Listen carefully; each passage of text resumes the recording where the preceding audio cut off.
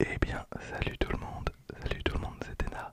Ça fait une éternité qu'on ne s'était pas retrouvé pour une ouverture de Dragon Ball Super Card Game. Comme vous le voyez, j'ai encore et toujours mon setup, donc tout va bien, c'est vrai que je traîne un petit peu. D'ailleurs, on va ouvrir des boosters qui deviennent collector. Bon, je plaisante, mais en vrai, je pense que je dois avoir 2 ans de retard. C'est terrible. D'ailleurs, j'avais déjà ouvert des boosters de la PT19. Mais écoutez, on n'avait pas encore ouvert des boosters de la PT17, donc pourquoi pas.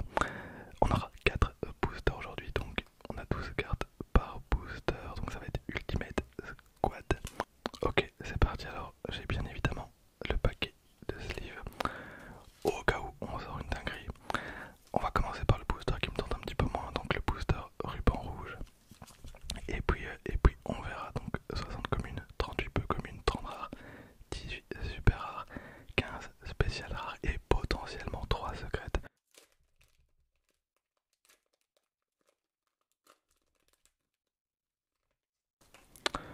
Voilà. Alors ça fait très longtemps, très longtemps que j'avais pu ouvrir des boosters Dragon Ball. On va avoir Color Dynasty Galactique pour une carte plutôt sympa, donc une carte de leader. Alors derrière évidemment donc la forme normale. Voilà, on a Nézi prêt à fusionner. Voilà qui possède barrière absorption. Une fois par tour, ok, bon, une puissance de 4000, c'est pas énorme. Et c'est une machine mutante. Donc là on est sur une commune. Très bien, ensuite Sanguine Super Saiyan Volonté Transmise. Encore une carte qui possède barrière. Invasion de l'Empire Sombre. Alors là j'ai un petit peu bugué parce que je me rappelle pas trop. Je vois pas trop dans à quelle époque de Dragon Ball ça fait référence. Alors j'imagine que comme c'est une carte noire, on est dans du Xeno, donc c'est normal que que je comprenne pas trop. On a les guerriers Z au jeu de sel. D'accord, très jolie carte, hein, vraiment bien. Donc on est encore sur une commune. Ensuite, c'est 19.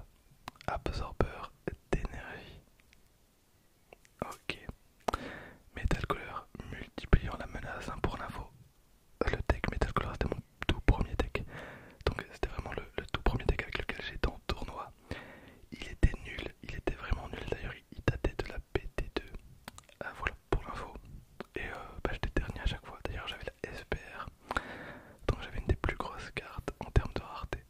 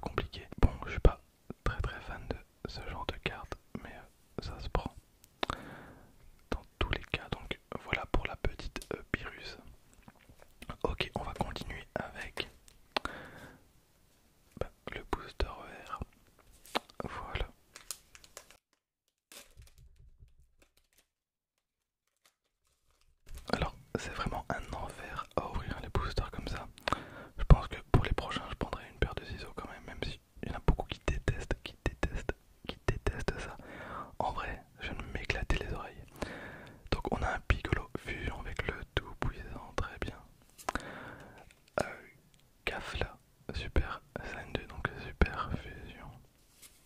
On a C18, Volonté Rebelle. Personnage incroyable, C18. Ensuite, on a un Sangoku GT, donc combat sur la planète M2. Trunks venant du futur. D'accord, alors bisous, prêt à fusionner. Qui se rappelle de ce personnage? Absolument pas moi. C'est un OAV de Dragon Ball, enfin du début de Dragon Ball je pense. Ensuite, Vision de désespoir. Très bien. C'est 15, horreur inorganique. Colonel violet qu'on a eu une deuxième fois. On a un robot guerrier modèle de production de masse. D'accord. Ensuite, résultat des recherches avec un sel en train d'être incubé.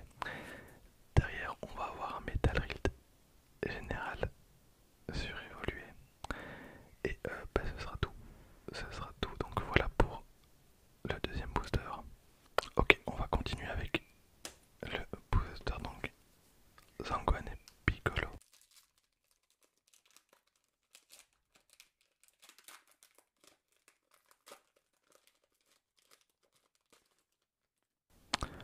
Alors on a Yamcha et Guerrier Z.